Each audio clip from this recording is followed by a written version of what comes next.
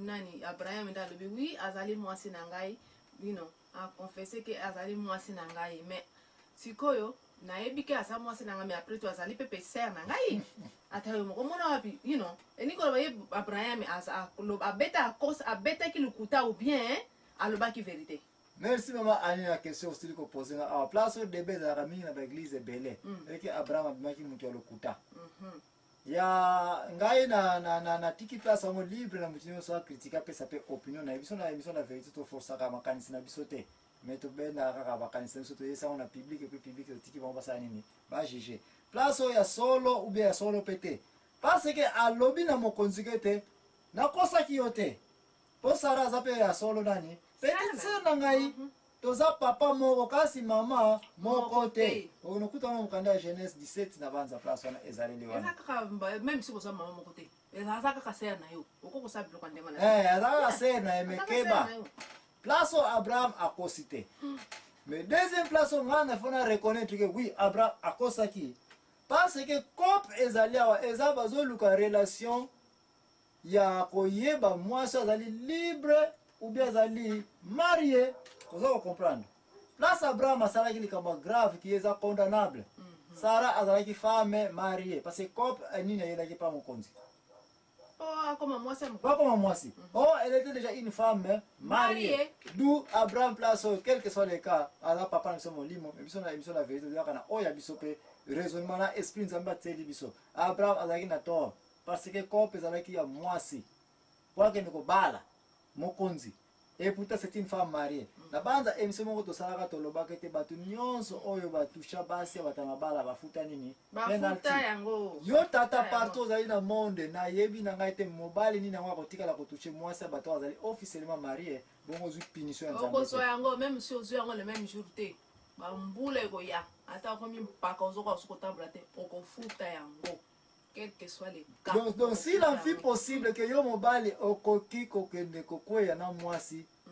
Na bien s'il en fit possible. Na eza recommandé te mais s'il en fit possible donc soki moyen ezala ke mobali to wiko yoka saonke okweyi na makametali bikobo tikeza na mwasi bato aza kutu célibataire. Célibataire. Ke wa sa marié. Veuve. Divorcé.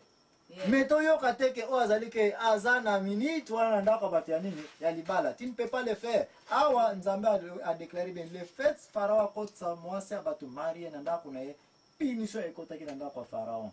Punition ekotaki mesiko même si mwasi anga veuve ata kozwa marié okoyika kosala biloko ndenge mwasi ozana ngona ozana na ndako kokata il faut que bon yango na lobi que s'il en fait possible ba ba bi français ba oyiko bien que na lobi te que tu peux prendre la femme yeah. Non s'il en fait possible ba conditions ezawana mais conditions on peut et kozala possible te parce que s'il en fait possible donc ce qui possibilité kwa kozala ke moto yo ka ke mobali akoyi na mwasi alors ezala na mwasi abato azapenini marié pété ne place on a tout aller wana mais maman les kamboza maman elle va toke nous répondre se passer timto bimanda ko ya Pharaon to yeko mona était penalty ya ko toucher mwasi abato ya marié ezo ekotaki wana Nzambe a permetaki yango Bible lobi yango bien ke Nzambe mutalingaki likambango ekoela bongo ne place sikona zongeli to uti okonene Abraham le fait que asalaki makamba boye mais na zongeli pe suzuke na retirer per su parole ngo parce que Nzambe sokola likambo on ne peut rien faire.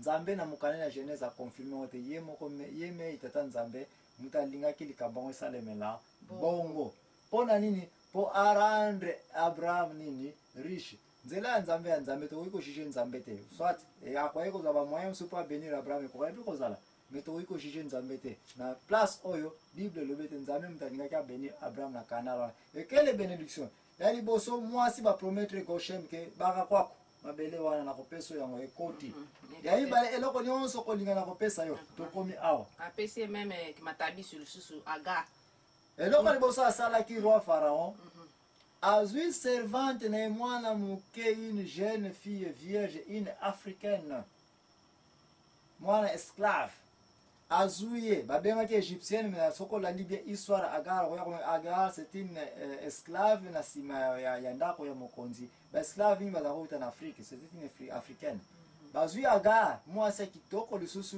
bien préparé ya discipline koka azaki préparé peut-être dans la mwasi peut-être ya parmi ba mikonzi ya ba Pharaon kuna Mais babike banda lelo matabiso yeye uzwaye. bapesa pas Sarah. Pour la première fois Sarah azwi nini? Servante. Bapese Sarah. Bazwi sumbongo bakado biloko ebele o Bible lobeke tokoki ko mesurer yango te. Bapesa yango epai ya Abraham. Ki Abraham zwa biloko nyonso oyo. Et puis bénir biso. Et puis lekana parce que bosana te Abraham awa azape prophète. Abraham na Bible na mokanda nzambe Bible za ko reconnaître que Abraham était un prophète. Peut-être si possible autant dire que le premier prophète na Bible ekoki kozala Abraham. Ba bénir ye a bénir ndaka Pharaon malade longo et puis wana na bana na ye na ba serviteur na ba na matabiso na bona Agar. Mwana muke basani ba continue nzela na bongo. Mama ani amwe ko zali kamusia ko lobe a onde zali ko bendela deuxième répondre à biso photo landa siko makolo Agar servante mama Sarah na Abraham bakei wapi? Haleluya. Ndeko toke ni kozwa répondre à biso.